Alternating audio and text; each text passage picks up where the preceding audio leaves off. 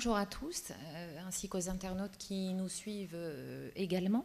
Nous avons souhaité, avec Jérôme, qui est donc notaire en province à Lille et moi notaire à Bourrachard, près de Rouen dans l'Eure, vous parler d'un sujet qui nous tient à cœur et qui préoccupe beaucoup de Français, beaucoup de familles à l'heure actuelle, les familles recomposées. Ça pose énormément de problèmes, ça suscite d'énormes questions et on s'aperçoit qu'il y a beaucoup d'idées reçues et beaucoup de mésinformations sur ce qui peut se passer. Alors, on va pas être gay, mais on va être obligé de vous parler évidemment des successions et aussi des divorces. Et parfois, évidemment, heureusement, les familles recomposées souvent s'entendent parfaitement bien. Et la préoccupation donc des époux que nous rencontrons et de nos clients, ça va être de transmettre un patrimoine à cette famille recomposée à l'aide de stratégies que nous, notaires, nous sommes à même de pouvoir mettre au point pour que la famille évite de rencontrer de gros conflits tout au long de l'existence. Voilà, donc bonjour à tous. On va effectivement décomposer notre exposé sur deux axes. On va d'abord rappeler les droits successoraux, à la fois en présence d'enfants communs ou non communs, et pour des parents mariés ou non mariés. Donc on reprendra un petit peu toutes les règles générales. Et dans une deuxième partie, on exposera davantage les stratégies de transmission dans les familles recomposées à travers 4 points. Jouer sur le régime matrimonial d'abord, utiliser la donation-partage, qui est toujours un outil, et on verra qu'il y a des possibilités également dans les familles recomposées. Une stratégie également de transmission avec l'adoption de l'enfant du conjoint, on verra les conditions également de cette adoption, et l'assurance vie, bien connue de tout le monde, mais qui, là encore, peut répondre à pas mal de questions. Voilà, donc Elsa va parler tout d'abord des droits successoraux. Voilà, donc je vais vous faire un bref rappel historique, puisque ça serait bien fastidieux pour vous tous de repartir du Code civil de 1804. Il faut savoir que le conjoint survivant a connu une promotion énorme en 2001, étant donné qu'il est devenu ce qu'on appelle héritier réservataire. Et réservataire, ça veut dire que dans certaines situations, vous ne pouvez plus déshériter complètement votre conjoint. Et en 2006, il faut savoir, je vais y revenir, la loi a aussi instauré une promotion pour ce conjoint, puisque quand vous décédiez avec un conjoint survivant sans enfant et que vous aviez des parents, vos parents, donc les ascendants étaient réservataires. Aujourd'hui, la réserve des ascendants a été supprimée. Donc, nous allons prendre le cas de figure assez commun, c'est-à-dire, alors, on va traiter les parents mariés avec ou sans enfants, et ensuite les parents pacsés et les concubins. Et on verra bien sûr aussi l'intérêt fiscal, en plus des problèmes de droit civil. Lorsque les parents sont mariés et qu'ils n'ont pas d'enfants, si le défunt n'a pas de parents, donc d'ascendants survivants et des classes pleine propriété. A l'inverse, si toujours le défunt n'a pas fait de testament en se disant de toute façon je suis assez jeune, c'est évident que quand je décéderai, mes parents seront aussi décédés, donc je ne pense même pas faire un testament parce que je suis mariée, je sais que mon conjoint sera protégé. Là c'est une grave erreur puisque le conjoint survivant du coup se retrouve en concours avec les parents et le conjoint survivant n'hérite plus que de la moitié du patrimoine, les pères et mères du défunt héritant de l'autre moitié. C'est le cas de figure hélas que l'on rencontre pour des jeunes couples évidemment avec maintenant nous vieillissons et nous vivons de plus en plus tardivement, donc vous pouvez très bien évidemment malheureusement décéder dans une tranche d'âge relativement jeune, la quarantaine, sans enfant, et si vous n'avez pas fait de testament ou de donation entre époux, on va y revenir, le conjoint survivant hérite avec les parents. Et enfin, si le conjoint survivant se retrouve avec un seul ascendant, le père ou la mère de son conjoint, là, le conjoint survivant récoltera 3/4 du patrimoine et l'ascendant aura 1/4. Il n'en reste pas moins que ça peut créer des tensions, bien évidemment, lorsque le patrimoine n'est constitué que d'un logement principal, puisque vous vous retrouvez en indivision avec vos beaux-parents. Voilà. Alors, si donc vous avez fait un testament, vous comprenez que le conjoint survivant hérite en totalité.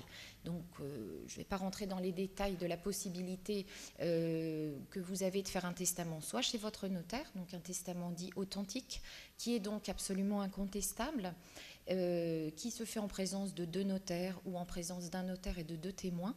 Et puis, vous pouvez tout simplement faire ce qu'on appelle un testament holographe. Il ne doit pas être équivoque, c'est-à-dire qu'il doit être écrit de votre main, signé. Il n'y a pas de règle particulière. Il faut que ça soit clair, tout simplement, que vous mettiez « Ceci est mon testament. Je constitue mon conjoint survivant, légataire universel de ma succession. » Et évidemment, depuis... Excuse-moi Elsa, mais sur ce point, évidemment, vous pouvez toujours venir nous voir dans les études sur la rédaction, l'assistance à la rédaction du testament holographe, parce qu'il s'agit de bien le rédiger, évidemment. Et surtout, on peut l'inscrire sur le fichier central des dispositions de dernière volonté, ce qui assure la conservation du document par le notaire, évidemment, mais la certitude qu'on appliquera bien ce testament, puisque tout notaire qui ouvre une succession à Paris, Marseille ou Bourg-Achard doit vérifier sur ce fichier l'existence de dispositions testamentaires. Donc, bien évidemment, on est certain de pouvoir les retrouver à ce moment-là. Et on conserve éventuellement, si vous le souhaitez, le testament holographe que nous mettons dans un coffre à l'étude pour être sûr que ce testament, s'il est retrouvé par un héritier qui, de coup, est déshérité du fait du testament, il y a une parfaite conservation de ce testament éventuellement à l'office, ce qui est quand même non négligeable pour vous. Voilà. Ensuite, donc, oui, nous allons donc, je vais vous parler de la situation en présence d'enfants. Alors, en présence d'enfants communs aux 2 époux, désormais, il y a une sécurité absolue puisque vous avez ce qu'on appelle un usufruit légal. Alors, l'usufruit, clairement, sans rentrer dans des termes latins, je vais juste vous dire que c'est le droit de pouvoir rester chez vous, dans votre maison, sans être mis dehors par vos enfants communs, puisque là, on n'est pas dans un statut de beaux enfants, et que vous pouvez éventuellement louer la maison, toucher les revenus, vous êtes très très protégé par cet usufruit légal. Donc, alors, il faut savoir qu'avant la loi de 2001, vous n'aviez un usufruit que sur 1/4 de la succession. Donc, je peux pas, ce serait très fastidieux de rentrer dans des détails chiffrés, mais vous comprenez bien que si vos enfants communs vous demandaient leur part, vous n'étiez absolument pas protégé, sauf si vous aviez fait la démarche d'aller voir votre notaire et donc de faire une donation entre époux ou un testament. Alors, cet usufruit légal ne fonctionne que quand vous avez des enfants communs. C'est-à-dire que quand vous avez des enfants de lits différents et que vous êtes marié avec quelqu'un, vous n'héritez, si vous n'avez pas fait de testament ou de donation entre époux, que du quart en pleine propriété des biens. Donc si votre patrimoine est conséquent, le quart, ça peut être très intéressant et vous pouvez ensuite faire un partage avec les héritiers pour pouvoir acheter un bien immobilier d'une valeur qui correspond à ce quart. Si le seul bien immobilier constitue l'actif successoral, vous êtes à la rue en peu de temps, on va dire en 1 an, puisque, on va en parler, il y a le droit temporaire, heureusement, au logement, qui vous laisse la possibilité de ne pas être mis dehors. Donc, la donation entre époux s'impose également, bien évidemment, quand il y a des enfants de lits différents. Vous voyez avec votre notaire, il y a plusieurs options dans cette donation entre époux. Les options ne sont pas à prendre immédiatement lors de la signature de la donation. Les options s'établissent ensuite avec votre notaire lors du décès. Voilà, ça vous laisse éventuellement, vous pouvez faire aussi une donation entre époux sans prendre ces options qui parfois, à l'inverse, on veut protéger le conjoint, mais des fois sont trop protectrices au détriment, hélas, parfois des enfants d'une union différente. Donc tout ça, on vous le redit, le conseil est gratuit chez le notaire encore à ce jour. Donc n'hésitez pas à aller voir votre notaire qui va vraiment bien vous retracer tout ce qu'on peut mettre dans cette donation entre époux. Et j'ai oublié de vous dire une chose aussi essentielle, la fiscalité en droit de succession entre conjoints est tout à fait neutralisée depuis 2007. Le conjoint survivant ne paie plus de droits de succession. Alors, ne faites pas ce que beaucoup de clients pensent, hélas, ne pas régler la succession. Il y a une différence entre le règlement d'une succession par un notaire qui établit une carte de propriété qui transmet le patrimoine aux héritiers, et cette obligation fiscale de déclarer aussi au fisc ce qui reviendra aux enfants s'il y a un partage ou après le décès du survivant. Il y a quand même une succession bien évidemment à régler. C'est au notaire de voir si ça entraîne une fiscalité pour les enfants, mais pour le conjoint survivant, il n'y a plus de droit de succession depuis 2007. Voilà. On parlait tout à l'heure du droit au maintien dans le logement, ce droit, cette première protection de droit viager ou automatique. Alors, il a été créé également, je vous le disais tout à l'heure, sur le logement familial, un droit au logement temporaire. Ce droit, il est automatique quand vous êtes marié, c'est-à-dire que même si le conjoint survivant renonce à la succession ou est exhérédé par le défunt, on ne peut pas faire échec à ce droit qui est un droit d'ordre public. À la différence, quand vous êtes pacsé, vous avez aussi, ça ne marche pas en concubinage, ce droit au logement temporaire d'1 année, mais c'est un droit successoral. Ce n'est pas un droit matrimonial comme le droit au logement temporaire avec le conjoint, et là vous pouvez être éventuellement évincé par testament. Donc ce qui est très important aussi, beaucoup de clients méconnaissent, comme on vous le disait tout à l'heure, la possibilité de faire une donation entre époux.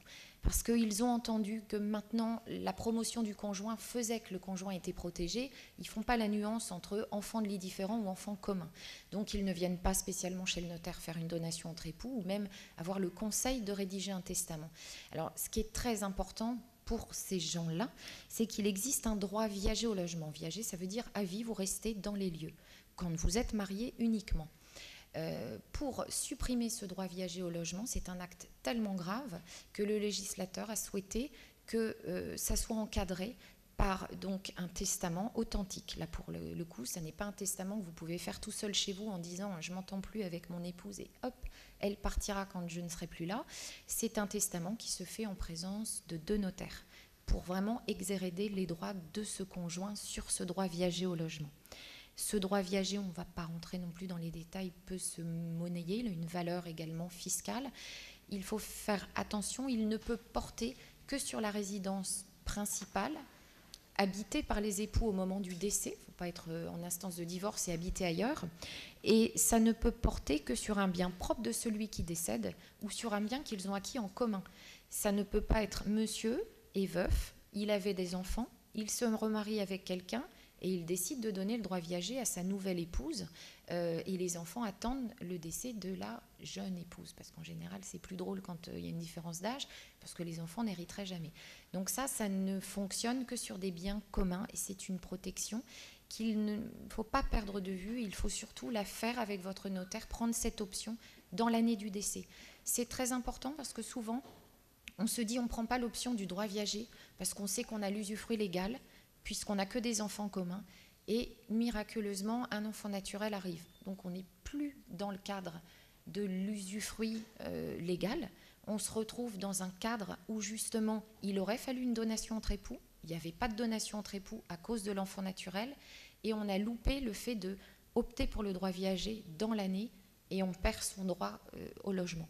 Donc tout ça à revoir avec vos notaires qui, en France, sont au courant de toute cette législation. Voilà. Alors, on va faire un petit point déjà intermédiaire avec un tableau qui s'affiche à l'écran pour rappeler justement ces droits en présence du conjoint. Donc, vous avez la partie de gauche qui récapitule la succession, et on va surtout s'intéresser à la partie de droite. Le conjoint recueille après, alors c'est après la loi de 2001, donc c'est les droits actuels. Donc quand le défunt laisse en plus du conjoint un ou plusieurs enfants ou descendants issus des 2 époux, des enfants communs au couple, eh bien le conjoint recueille la totalité en usufruit ou un quart en pleine propriété. Donc gardez bien, enfants communs au couple, option, tout en usufruit ou un quart en pleine propriété. Deuxième hypothèse, lorsque un ou plusieurs enfants ne sont pas tous issus des 2 époux. On perd cette possibilité d'usufruit, sauf donation entre époux dont on vient de parler d'Elsa. Là, on tombe sur des droits légaux qui sont que d'un quart en pleine propriété.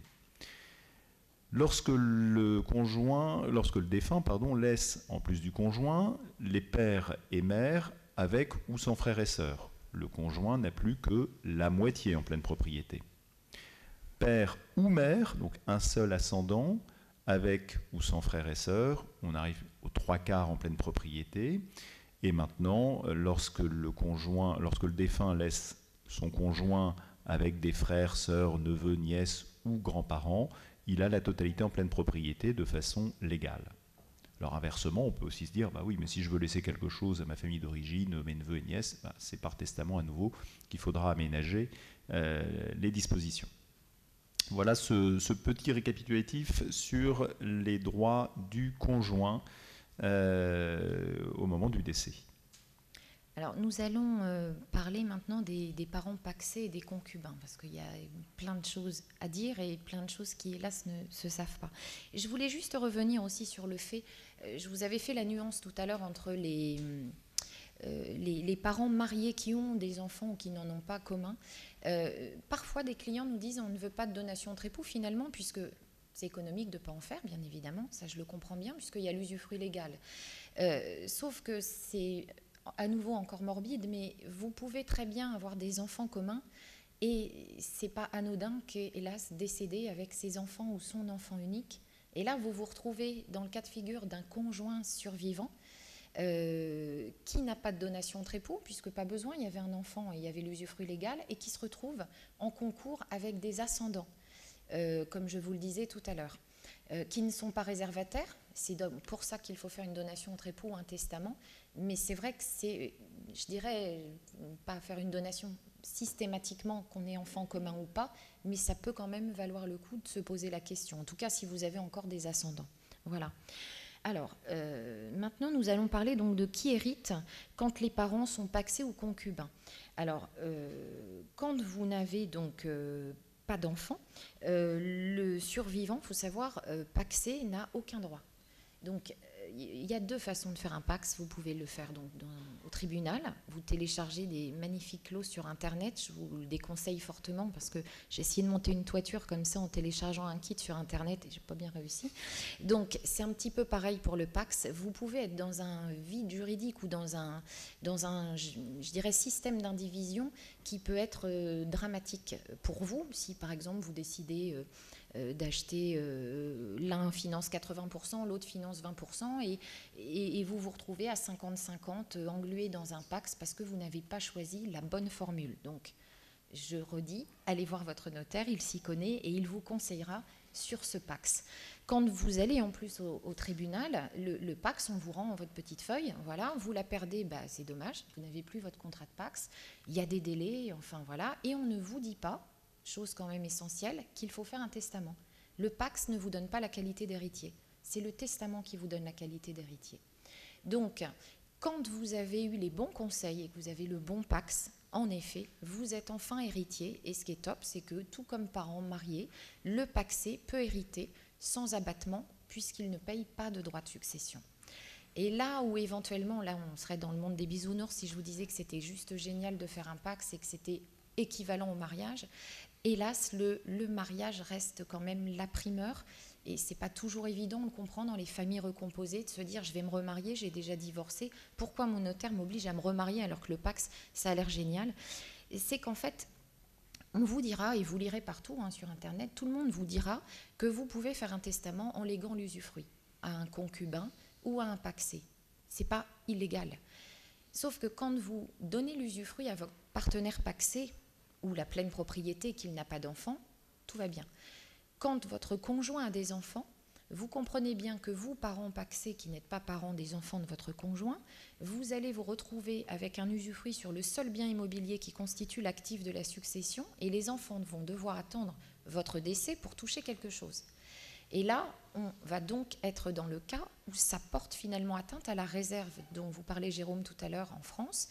On a le droit d'hériter tout de suite, sauf en matière de mariage. Le mariage a un pouvoir souverain. Je vais reprendre quand même le petit tableau justement sur la réserve qui s'affiche pour bien comprendre ce qu'est la réserve et la partie dont on peut disposer librement. Donc vous voyez que lorsque l'on a un enfant, la part réservée par la loi à cet enfant est de la moitié du patrimoine. Donc on peut en disposer librement de l'autre moitié à qui on veut, partenaire, concubin ou conjoint. Lorsque le défunt laisse 2 enfants, les 2 tiers du patrimoine doivent lui revenir. Je peux disposer librement du tiers. 3 enfants et plus, 3 quarts du patrimoine doit leur revenir. J'ai un quart dont je peux disposer librement. Donc c'est par rapport à cette réserve, effectivement, que le testament pour lequel on laisserait tout en usufruit peut, lorsque le patrimoine n'est composé effectivement que d'un bien immobilier, la résidence principale, peut poser des difficultés, puisque les enfants du conjoint du défunt pourraient avoir une action en réduction de cet avantage excessif. On ne va pas entrer dans les calculs et les détails, parce que là, les notaires s'amusent toujours beaucoup à faire ces calculs, mais on veut surtout vous sensibiliser sur cette notion. Vous allez sur des sites internet où on vous dit pas de souci, allez, on va faire un testament d'usufruit universel pour le concubin, il peut y avoir quelques conséquences assez graves à l'ouverture de la succession. Voilà. C'est toujours des histoires de situations personnelles. Internet, c'est très bien, hein, mais ça dépend de l'état du patrimoine, ça dépend de la composition de la famille, ça dépend des régimes matrimoniaux, ça dépend de beaucoup de critères. Donc, c'est ce qu'on vous disait avec Jérôme. En effet, quand vous n'avez qu'un bien immobilier, il est complètement utopique d'imaginer que vous pouvez rester usufruitier de la succession. Vous allez peut-être l'être temporairement parce que vos beaux-enfants vont être sympathiques avec vous, mais ils peuvent demander une réduction et leur part du jour au lendemain, sauf si votre patrimoine est conséquent. Le notaire va calculer tous les biens existants et il regardera et calculera la valeur d'usufruit qui a été donc léguée aux survivants, pacsée. Et si on rentre dans les cases autorisées, c'est-à-dire que si cette valeur d'usufruit ne dépasse pas la moitié du patrimoine en présence d'un enfant, du tiers ou du quart en présence de 3, vous pourrez après rester dans les lieux sans aucun problème. Voilà. Donc le Pacs, je l'ai un petit peu cassé par rapport au mariage, mais voilà, c'est la triste réalité. Quand vous n'avez pas d'enfant, le Pacs, c'est super. C'est ce qu'on dit à tous les jeunes ou moins jeunes qui se Pacs. On leur dit, tant qu'il n'y a pas d'enfant, c'est un outil, entre guillemets, génial si vous voulez ne pas passer le pas du mariage. Le concubinage, alors là, c'est comme si vous rouliez sans assurance, sans ceinture de sécurité, tout ce que vous voulez. On peut comprendre en effet que vous n'ayez pas envie non plus d'aller plus loin dans les démarches, mais là, c'est absolument dramatique parce que civilement, tout comme le Pacs, vous faites un testament qui va bien avec l'usufruit et tout, sauf que ce testament fait que on a ce même problème de quotité disponible qui fait qu'il y a une réduction qui est de toute façon demandée par les héritiers, a priori, enfin ça dépend de l'entente avec les beaux-enfants, et la fiscalité c'est juste infernal puisque c'est 60% de droit de succession. Donc ça n'est absolument pas intéressant. Voilà, en ce qui concerne le concubinage et le Pacs. Alors, maintenant qu'on a posé un petit peu la situation légale, on va aborder cette question suivante des stratégies de transmission. C'est quand même la question récurrente dans nos études. Première stratégie de transmission, c'est le choix du régime matrimonial. C'est un outil particulièrement souple. On peut faire vraiment des miracles avec les régimes matrimoniaux. Donc rappelons quand même qu'à défaut de contrat de mariage, vous êtes automatiquement soumis au régime de communauté. Tous les biens achetés à partir du mariage sont communs. Évidemment, quand les enfants ne sont pas issus du même couple, ça peut poser quelques difficultés à la sortie, par décès, évidemment. Le régime plutôt adapté pour respecter les droits des enfants et les droits de chaque famille, c'est plutôt la séparation de biens. Alors après, il y a des choix, évidemment, qui appartiennent aux époux. On peut préférer mettre en communauté pour protéger davantage avec, on appelle des clauses d'avantages matrimoniaux, des clauses préciputaires, c'est-à-dire qui sont hors succession. Certains biens, donc certains couples préfèrent partir sur une communauté et intégrer davantage leur patrimoine. S'ils préfèrent en revanche privilégier la bonne gestion entre les deux familles, c'est plutôt un régime séparatif. Après, on peut, dans un régime séparatif, mettre certains biens dans une société d'accueil, une petite communauté pour certains biens. Donc vous voyez qu'on peut vraiment moduler le contrat de mariage de façon très large. Il faut quand même savoir qu'à la sortie, notamment dans un régime communautaire, on pourrait être tenté d'aller jusqu'au bout du mécanisme et de dire on fait une communauté universelle avec des enfants issus de couples différents, en disant comme ça mon conjoint aura la totalité. Donc là je mets le curseur ou la balance plus vers le conjoint. Le conjoint est en communauté, le conjoint va recevoir la totalité du patrimoine par cette communauté universelle. Alors, petite difficulté, évidemment, la loi protégeant les enfants de la précédente union, les enfants vont avoir une action en retranchement des avantages matrimoniaux excessifs transmis au conjoint. Donc, possibilité pour les enfants, au moment du décès, donc celui qui avait souhaité protéger son conjoint n'est plus là pour défendre, va se retrouver face à une action souvent judiciaire des enfants disant « Oh là, stop, nous on aimerait bien récupérer le patrimoine de notre auteur ». C'est cette action en retranchement. Donc, il faut évidemment bien faire attention d'abord à ne pas subir la situation. Je ne fais pas de contrat de mariage, on verra après. On se retrouve en communauté, attention à cette disposition. Et quand on veut inversement protéger davantage le conjoint survivant, attention à ces actions en retranchement, toujours face à ce qu'on vient d'exposer sur la réserve, les droits réservés par la loi au profit des enfants. Donc régime matrimonial, premier outil de protection, vous voyez où on peut mettre le curseur en plus ou en moins au profit du conjoint. Autre disposition, alors on parlait de contrat de mariage, on parlait également de changement de régime matrimonial. Bien évidemment, vous pouvez également changer de régime matrimonial en cours de vie matrimoniale, à condition d'avoir appliqué le précédent régime au moins 2 ans, et avec une petite procédure surveillée par le notaire qui prévoit l'information des enfants, puis l'information des créanciers. On va s'occuper de l'information des enfants. Les enfants vont recevoir une notification du changement de régime matrimonial de leurs parents et auront un délai de 3 mois pour s'y opposer. Toujours, dans une famille recomposée, on peut imaginer que les enfants aient quelques velléités d'opposition si on avantage trop le nouveau conjoint. Procédure qui, à ce moment-là, entraîne, on pourrait passer outre l'avis des enfants réfractaires en demandant au juge de valider le changement de régime. Mais le fait d'être en communauté, parce qu'on n'a pas pensé faire un contrat de mariage préalable, n'est pas une situation bloquante. On peut changer de régime matrimonial et passer vers un autre type de régime. Voilà cette première stratégie. La deuxième, bien connue, mais on va revenir également sur ce point. La donation-partage.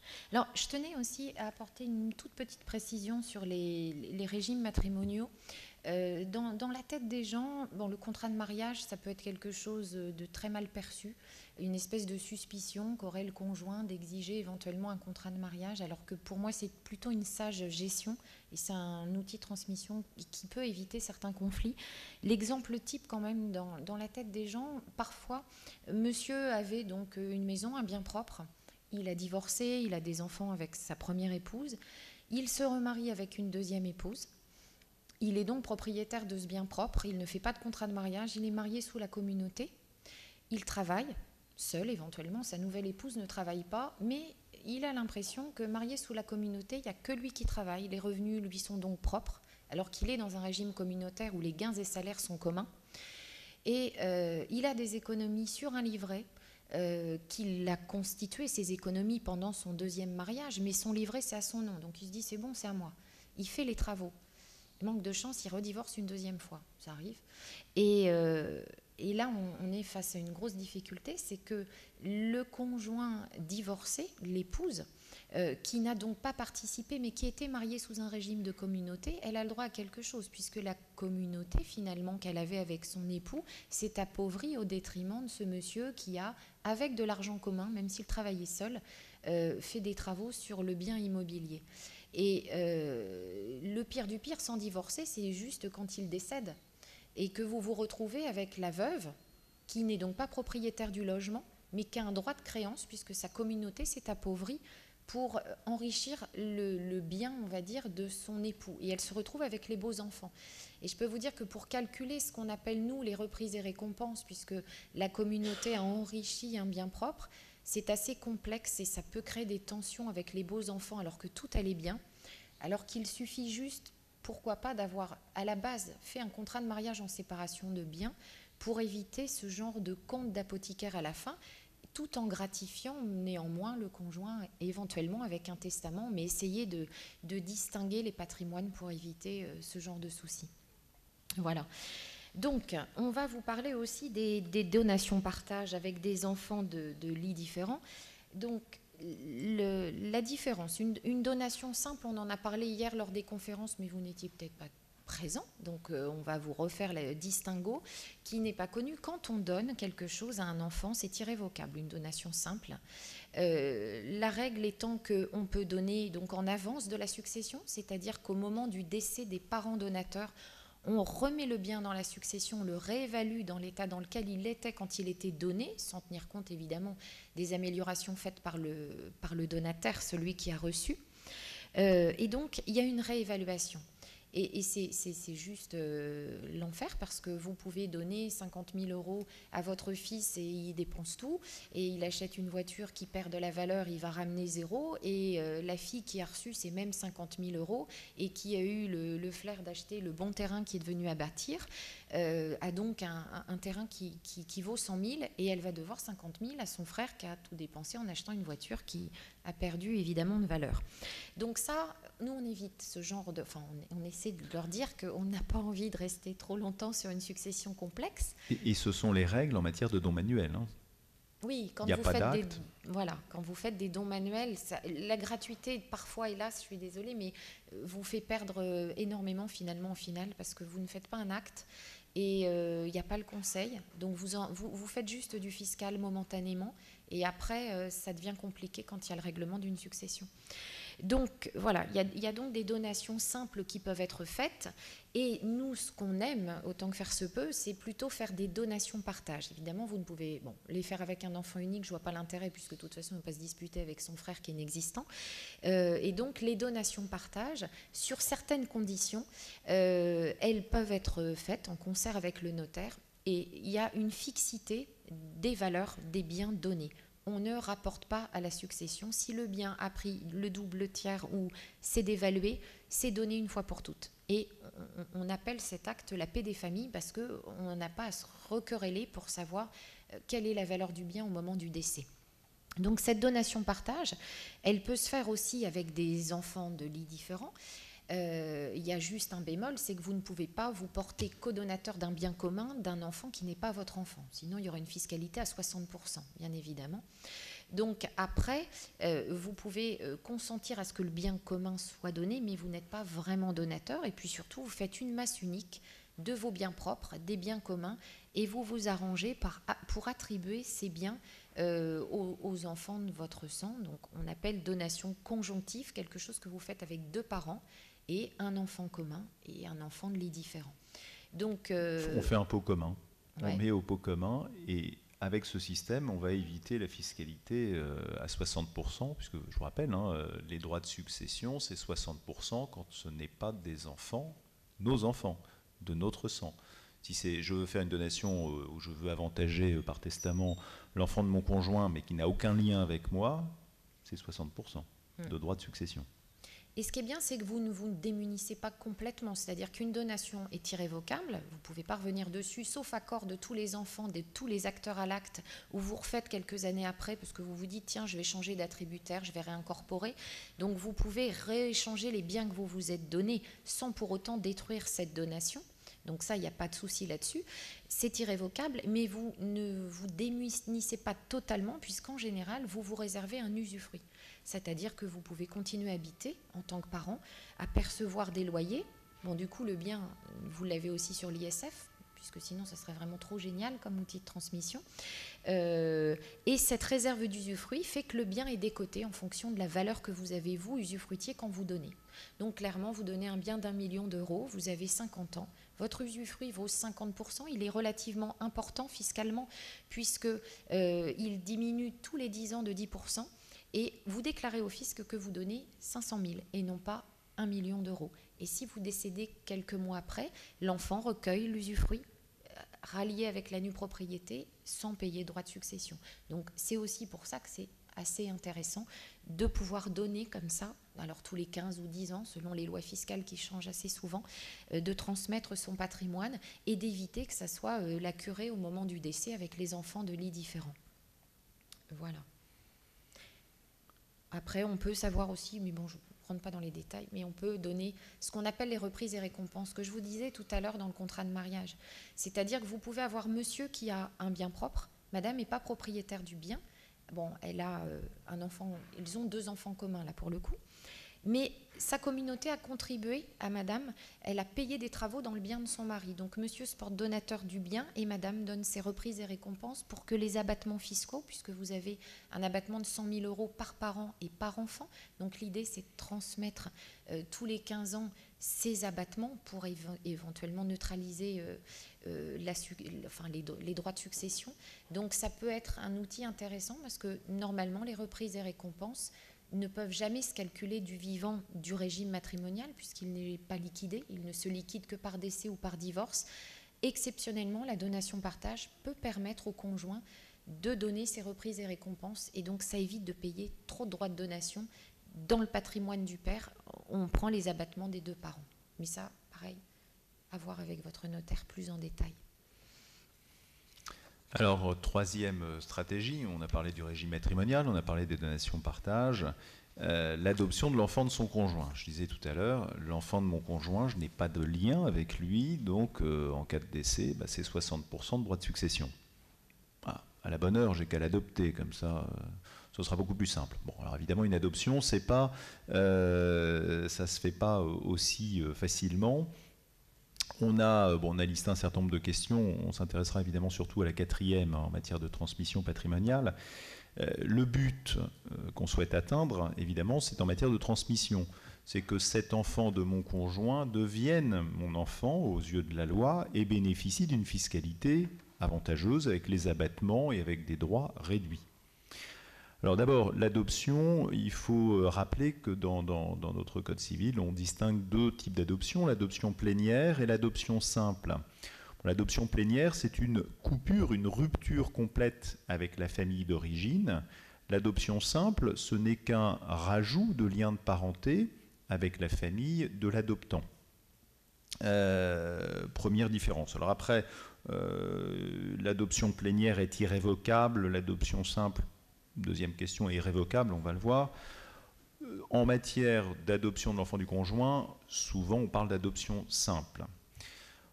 C'est une procédure judiciaire, ça nécessite le consentement de l'adopté s'il est majeur et aussi s'il a plus de 13 ans, je crois qu'il est auditionné. Procédure quand même relativement simple, on fait souvent un acte notarié de consentement à adoption et puis ensuite il y a une procédure judiciaire. On verra également dans la procédure judiciaire qu'il faut essayer de ménager les preuves de l'éducation de cet enfant du conjoint qui permettra ultérieurement de bénéficier de la transmission favorable. Donc l'adoption simple est-elle révocable ? Oui, mais pas simplement. Elle est révocable pour des motifs graves. C'est une révocation judiciaire. Les causes, par exemple, ça peut être une mésentente ou le divorce du parent de l'adopté et l'adoptant. Mais il y a des révocations possibles judiciairement. Couple marié, couple non marié, y a-t-il des différences ? On a les mêmes délais d'éducation pour un couple marié ou un couple non marié, l'essentiel étant de pouvoir établir que l'on a produit des secours et des soins de façon ininterrompue. Donc des secours et des soins de façon ininterrompue, ce sont notamment les frais d'éducation, les frais de logement. 5 ans pendant la minorité. Alors voilà, les délais sont importants à connaître. Il faut en fait avoir donné ces soins ininterrompus lorsque l'enfant est mineur pendant une durée de 5 ans. Et lorsque l'enfant était passé à majorité, il faut pouvoir prouver qu'on a donné des soins ininterrompus pendant une durée de 10 ans. Donc c'est évidemment plus simple quand on adopte un enfant mineur, puisque c'est 5 ans d'établissement de soins ininterrompus. Alors qu'en est-il en matière de transmission patrimoniale ? Alors il ne faudrait pas prendre l'interprétation à l'envers. C'est pas parce que j'ai adopté mon enfant, parce que j'ai adopté l'enfant de mon conjoint on bénéficie d'une fiscalité avantageuse. Le principe dans le Code général des impôts, c'est il n'y a pas de changement, il n'y a aucun changement, l'enfant ne bénéficie pas des droits de mutation réduits comme dans une famille par le sang. Sauf exception. Évidemment, c'est l'exception qui nous intéresse. Donc l'exception, elle est si l'enfant a reçu des soins ininterrompus pendant la minorité pendant une durée d'au moins 5 ans ou de 10 ans pendant la minorité et la majorité, à ce moment-là, effectivement, il pourra bénéficier, si c'est l'enfant du conjoint, bénéficier de cette fiscalité avantageuse et non pas des 60% de droits de succession, de droits de 5 à 20% globalement. L'enfant gardera cette qualité même si les parents, l'adoptant et le père ou la mère biologique, divorcent. Ce droit reste. Donc c'est quand même important. On peut bénéficier comme ça d'une transmission évidemment favorable. Alors évidemment, c'est un choix psychologique aussi important. Il n'y a pas que le juridique. Quand on a des enfants d'une précédente union, il vaut peut-être mieux leur en parler, puisqu'ils vont perdre une partie de leur succession propre, de leurs droits successoraux. Donc c'est vraiment une discussion importante. C'est pas qu'un trait de plume, un coût fiscal, voilà, ou un trait de plume dans un tribunal. Ça nécessite vraiment une discussion approfondie avec la famille, mais c'est en tout cas une stratégie de transmission à connaître, évidemment. On rappelle également que c'est l'enfant du conjoint, de l'adoptant. Si. En fait, il garde les liens dans la famille d'origine. Il y a deux familles. C'est un nouveau lien de parenté. Alors, on ajoute le nom, d'ailleurs, de l'adoptant, mais c'est juste un lien supplémentaire. Donc, il n'est pas... En fait, il va hériter 2 fois, de 2 familles, puisqu'il continue à être héritier de son père biologique, par exemple. Voilà.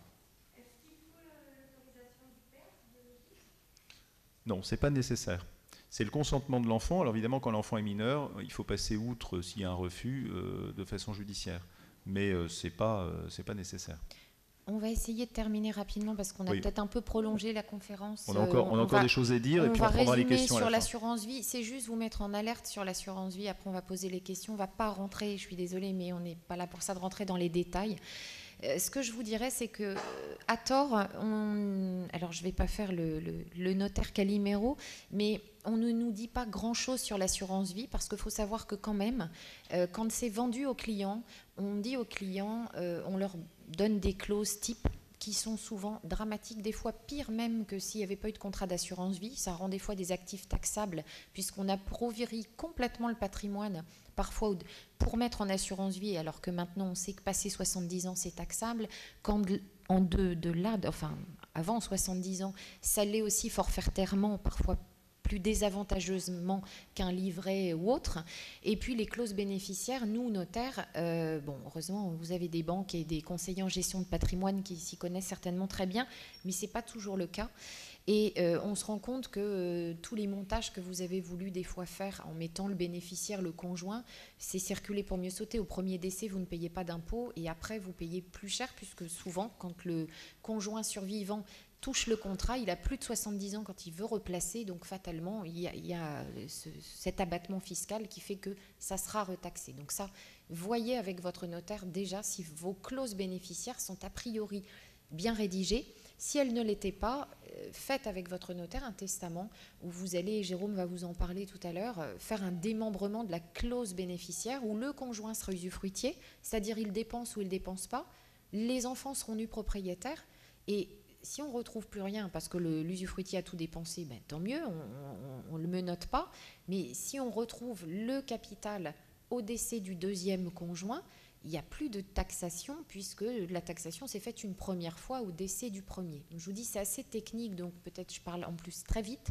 Donc je connais le sujet, donc c'est peut-être pas clair pour vous. Ce que je voulais juste vous dire, c'est ne croyez surtout pas, comme nous ne sommes plus en matière de succession, mais en matière de droit des assurances, tout le monde vous dit, mais faites de l'assurance vie sur succession, on s'en fiche. Sauf que non, à un moment donné, quand vous avez des descendants, les primes assurance vie ne doivent pas être manifestement exagérées au profit d'un tiers.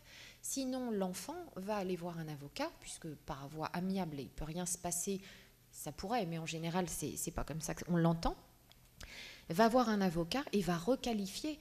Si vous avez toujours un patrimoine d'1 million d'euros et que vous mettez 1 million d'euros au profit de votre super femme de ménage ou autre, ou une super amie, et que votre enfant se retrouve sans rien, vous pensez bien qu'il ne va pas ne rien dire. Automatiquement, si vous n'avez qu'un enfant, il a le droit à 500 000 euros, la moitié du patrimoine. Donc on ne fait pas bizarrement ce qu'on veut de son vivant, il faut le savoir. On peut dépenser, partir en vacances, dépenser impunément son patrimoine, mais quand on peut prouver qu'on a donné à quelqu'un d'autre et qu'on a donc déshérité indirectement les enfants, c'est requalifiable. Donc souvent les gens sont assez surpris.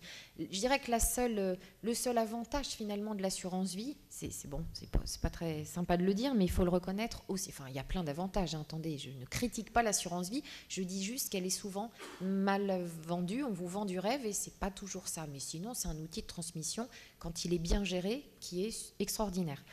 Et donc ce que je vous disais, voilà, c'est que à la différence d'un compte bancaire qui est directement bloqué au décès, avec l'assurance vie et un bénéficiaire, s'il fait les démarches rapidement pour toucher son assurance vie, vous avez beau avoir une action contre lui, s'il a tout dépensé dans les 2 mois du décès et qu'il n'est pas solvable, en effet, vous avez réussi votre coup, vous avez déshérité votre enfant.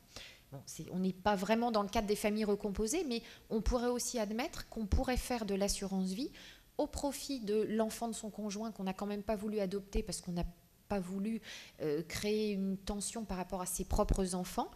Et donc, du coup, ce bel enfant physique, au sens figuré, bien évidemment, pourrait toucher ce capital d'assurance vie sans payer de droits de succession à 60%. Donc, c'est aussi un outil de transmission dans les familles recomposées. Je laisse la parole à Jérôme.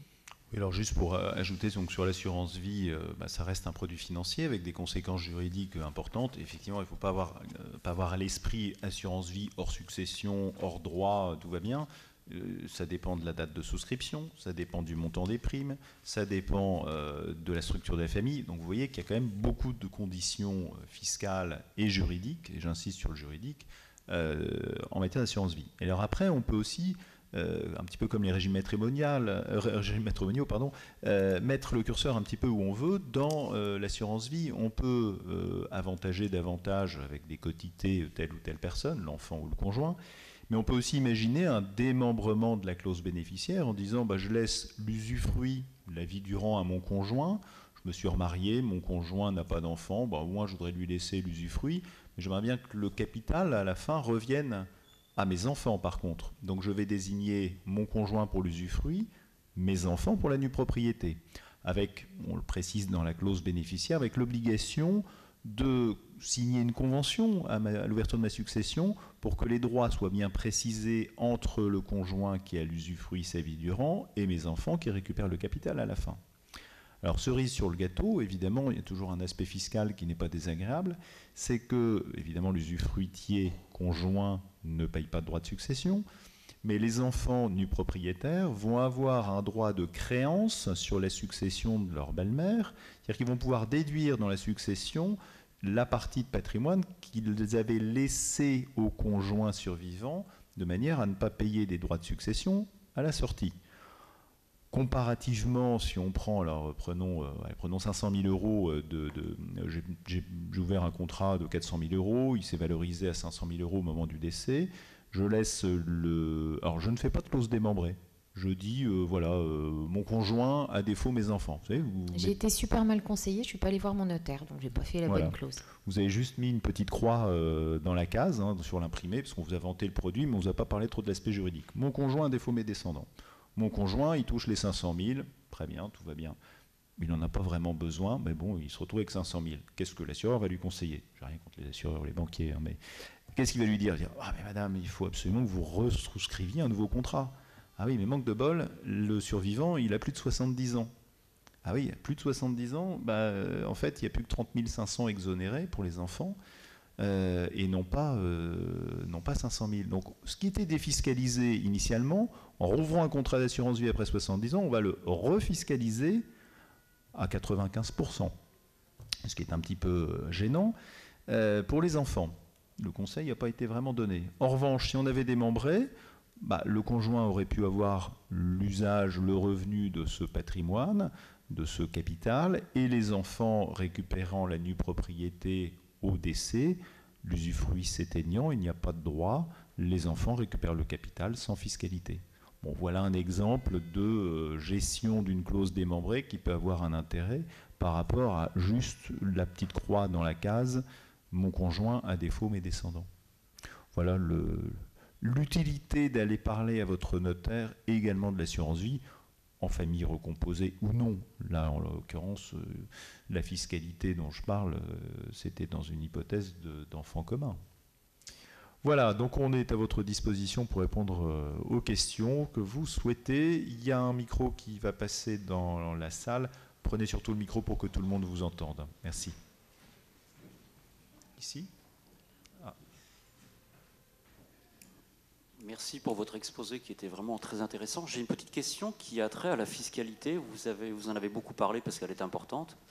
Et je désirais savoir ce qui a garanti, ce qui garantit encore et ce qui garantira encore demain que les règles fiscales qui s'appliquent au moment de la signature d'un contrat, qu'il s'agisse d'une assurance sur la vie, qu'il s'agisse d'un testament, qu'il s'agisse d'une donation-partage, s'appliqueront bien demain dans les mêmes conditions qu'au moment de la signature. Non.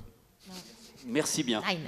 Non, donc il n'y a clairement aucune sécurité au fait. Non, il n'y a aucune sécurité puisque c'est la situation au jour du décès. Les règles fiscales, vous voyez pour les donations, le non-rappel fiscal des donations, ça a été 10 ans, ça a été 6 ans, ça a été 10 ans, c'est 15 ans.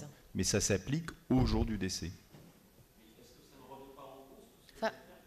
Non, tout ne peut pas être mis en cause néanmoins. Il y a quand même, quand vous faites une donation-partage, quand on vous parlait donc de la fixité des réévaluations, enfin de la non-réévaluation des biens que vous avez donnés, il faut vraiment pas perdre de vue souvent les gens. Je ne parle pas du droit, mais je parle simplement, si vous voulez, du conseil qui aurait été donné, tenant compte de la fiscalité du moment. Fiscalement, si vous avez fait une donation-partage à l'époque où on pouvait encore avoir un abattement de 159 000 et quelques euros tous les 10 ans, et que vous avez donné 146 000 euros à votre enfant et qu'il n'a pas payé de droits, aujourd'hui c'est tombé à 100 000, vous refaites quelque chose, on ne remettra pas en cause les 146 000 que vous avez utilisés d'abattement. Par contre, si vous aviez fait cette donation et que l'abattement était de 159 et que vous ne l'avez pas complètement utilisé, que vous n'avez donné que 100 000, il ne faut pas croire qu'évidemment on a ce crédit de 59 000 qui est au-dessus de notre tête. Il est perdu, c'est tout. Donc c'est pas grave. Il faut toujours optimiser en se disant la loi évoluera peut-être ou pas. Ça a été pareil avec les plus-values. Quand ça changera, en tout cas, faut pas traîner quand on veut faire une donation parce qu'on se rend compte que l'abattement fiscal il n'est pas perin. Et puis surtout, je vous dis, on doit réintégrer des fois des donations encore antérieures entre 10 et 15. Et là, ça met en échec complètement une transmission que vous aviez planifiée avec votre notaire sur une durée de 20 ans. Et c'est pour ça qu'on essaie vraiment de privilégier l'aspect juridique d'abord, la protection, on parle toujours de protection civile d'abord, et puis après de la carotte fiscale ou de la cerise sur le gâteau, mais ça reste quand même d'abord la protection du couple, la protection de ses enfants, de hiérarchiser les priorités, et après effectivement la fiscalité dans un deuxième temps, mais elle peut être aléatoire, sauf en matière de donation. Ce qu'on a fait, c'est donner, on est tranquille là-dessus.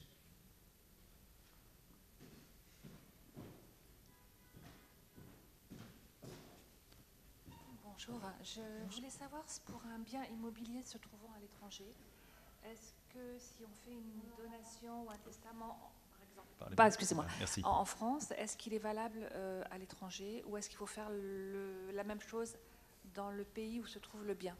Alors il y a deux questions. Il y a l'aspect civil, toujours par rapport à la structure familiale, et l'aspect fiscal. Donc l'aspect civil, effectivement, si notamment le bien, la famille est située... Vous parliez d'un bien situé à l'étranger.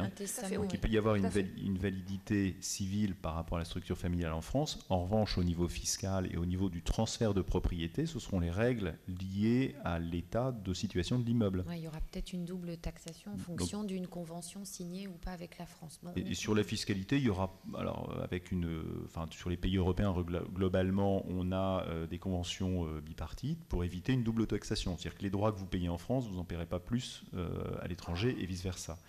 Mais il y a une formalité, en tout cas, de publicité, puisque le notaire ne peut pas intervenir en Belgique ou en Angleterre pour effectuer la mutation.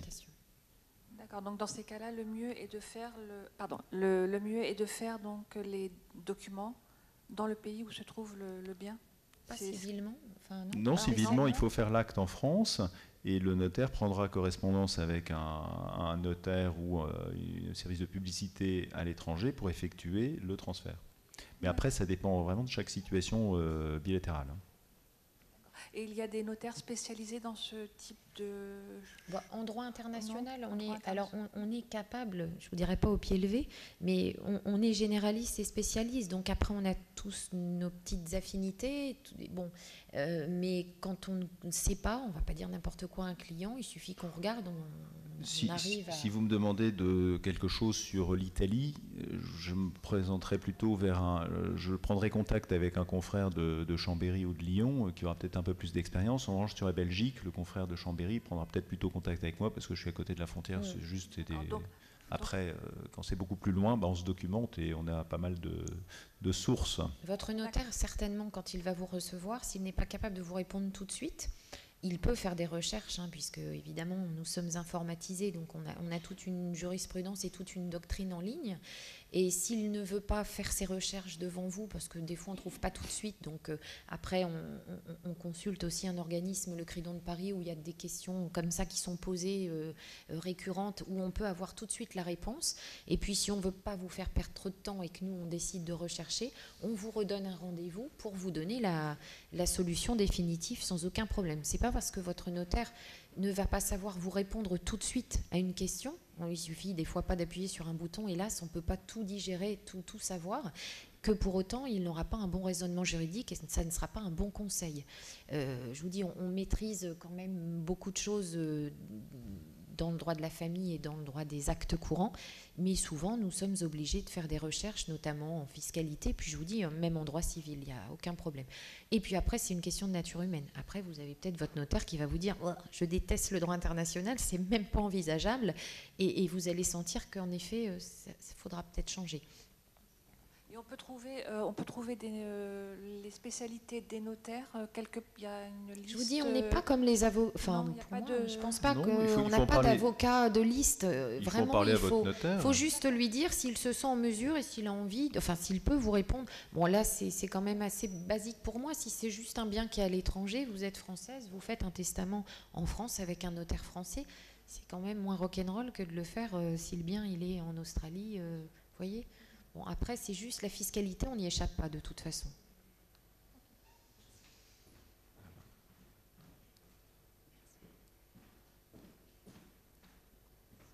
Bonjour. En se plaçant du point de vue de l'enfant, moi je vais dire c'est un cas personnel. Je peux dire comme cas personnel. Juste un tout petit peu plus fort parce que je ne suis pas sûre que les internautes entendent. Donc mon père est marié avec une dame et en fait il a pas mal de biens et à chaque fois que mon père vend des biens, l'argent disparaît. Et là il vient de vendre récemment une maison, je pense que ça doit valoir à peu près 1 million. Et ils sont mariés sous le régime de la communauté et je pense qu'ils vont acheter quelque chose à Tenerife. On est 4 enfants de mon père. Bon, tous les biens sont plutôt du côté de mon père. Et de l'autre côté, il y a un enfant, on n'est plus des enfants bien sûr, mais un enfant. Et commun aux deux ? Un enfant commun entre eux là ? Non, pas d'enfant commun. Et bon, c'était pour savoir si jamais il y a un petit moyen pour qu'on se protège nous du côté de mon père, parce que je pense qu'il va faire après, il veut pas en parler, mais je pense qu'il va faire quelque chose au dernier une donation dernier survivant. Je suis pas très optimiste sur l'issue de notre héritage. Elle est beaucoup plus jeune que votre papa, votre belle-mère, non ? Comment ? Est-elle beaucoup plus jeune ? 10 ans. Oh, ça va. Bon, il vient d'avoir une attaque, mon père, donc peut-être. C'est le cas classique là. Pardon. J'espère qu'ils vivront tous les deux très longtemps. Hélas, il n'y a pas grand-chose à faire, sauf si vous soupçonniez les facultés intellectuelles de votre papa et qu'il fallait, et ce serait juste l'enfer, le mettre sous tutelle ou curatelle. Donc je pense qu'il n'apprécierait pas la blague. mais c'est tout le souci quand même aussi du remariage, c'est-à-dire que soyez rassurés que s'il venait à décéder ou s'il venait à divorcer, le notaire doit reconstituer tout le patrimoine. C'est pas parce que votre père était propriétaire d'un bien propre qu'il a vendu, qu'il n'a pas réemployé des fonds propres pour racheter un bien nouveau propre à lui. La traçabilité se fera à un moment donné. Pardon, sur les biens immobiliers, il y a effectivement une trace. Donc c'est déjà d'essayer de conserver de votre côté déjà le maximum d'éléments de preuves. Le notaire, si c'était un bien propre, je ne sais pas si c'était un bien propre, un bien commun qui est vendu, mais si c'était un bien propre, effectivement... ça sera remis dans sa succession. En fait, c'était des biens qu'il a eu de ses parents. Ça sera remis dans la succession. Moi, je pense qu'ils existent... Enfin, là, ils ont fait beaucoup de voyages, je pense qu'il n'y a plus grand-chose. Alors après, évidemment... mais c'est la présomption. Ils ont droit, hein, je pense, de toute façon, d'avoir tout dépensé. Ils ont droit, si tout est dépensé, point. Mais enfin, sur un capital important, on aura peut-être du mal à tout dépenser en quelque temps. Donc on peut remonter l'origine des fonds, c'est le travail qu'on effectue dans cette situation lorsqu'il y a un décès. Alors évidemment, c'est des problèmes de preuves. Hein. C'est pas toujours évident d'aller récupérer des preuves, notamment les comptes bancaires. Vous savez que quand on demande ça à des banques, souvent au bout de 10 ans, ils nous disent ah bah non, même au bout de 5 ans, on ne peut pas rétablir les mouvements bancaires. Parce qu'on peut aller chercher les mouvements bancaires sur un compte de son père ? Non, lors de l'ouverture de la succession. Lors de l'ouverture de la succession. Il y a quand même une présomption qui dit que la vente du bien propre est tombée dans la communauté, donc vous n'avez pas à prouver, c'est cette présomption légale. Après, c'est à votre belle-mère de s'en défendre en disant non, moi j'ai acheté l'appartement, et de prouver qu'elle avait des biens, enfin des emplois de fonds. Donc après, il y a quand même cette sauvegarde d'une certaine somme d'argent. D'accord. Moi, elle s'est acheter une maison, déjà, elle a, je crois, plusieurs contrats de vie, contrats d'assurance vie.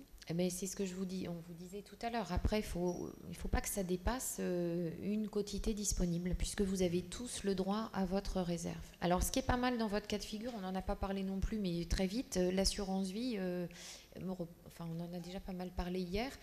S'ils sont mariés sous la communauté et que votre belle-mère aussi a un contrat d'assurance vie, et en fait, parce que votre père lui a donné de l'argent et qu'elle a placé un contrat d'assurance vie au profit de votre papa, si votre papa décède, il y a une obligation maintenant fiscale depuis la jurisprudence 2010 de l'arrêt Baquet de réintégrer en actif de communauté les contrats que votre maman a placés au profit d'un tiers, puisque c'est de l'argent commun.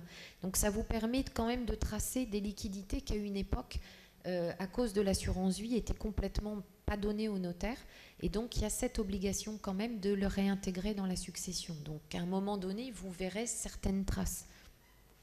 Oui, je pense qu'elle a dû mettre bénéficiaire peut-être son fils ou quelque chose comme ça. C'est un actif commun qui n'est pas dénoué au décès de votre papa, puisqu'elle est encore survivante. Donc elle devra l'inclure dans la communauté comme un livret de caisse d'épargne ou un codévie. D'accord. Et si elle achète un bien à Tenerife, parce qu'ils vont souvent à Tenerife, est-ce qu'il n'y a pas, c'est pas un paradis fiscal ou quelque chose comme ça ? Si elle achète un bien marié sous la communauté, sauf à prouver, à dire que c'est des fonds propres à elle, le bien sera commun. Enfin, oui, je veux dire, s'ils achètent en commun un bien, en fait. Oui. Mais c'est votre qualité d'héritière qui s'appliquera de toute façon pour la protection de la réserve en France. Bon, et puis Tenerife, il n'y a pas des régimes matrimoniaux particuliers ou de fiscalité particulière, enfin pas de fiscalité, mais de droit civil particulier. Ce sont à peu près les mêmes règles que les nôtres. C'est différent dans des pays de droit musulman pour la place du conjoint ou des enfants. Mais là, en l'occurrence, ce sont vos droits de réserve fixés en France qui s'appliqueront. D'accord. Donc il vaut mieux qu'ils achètent quelque chose plutôt qu'ils dépensent tout et qu'ils restent en location. Ah bah oui, c'est sûr. Bon, c'est la note optimiste. Merci beaucoup. Une dernière question éventuellement ?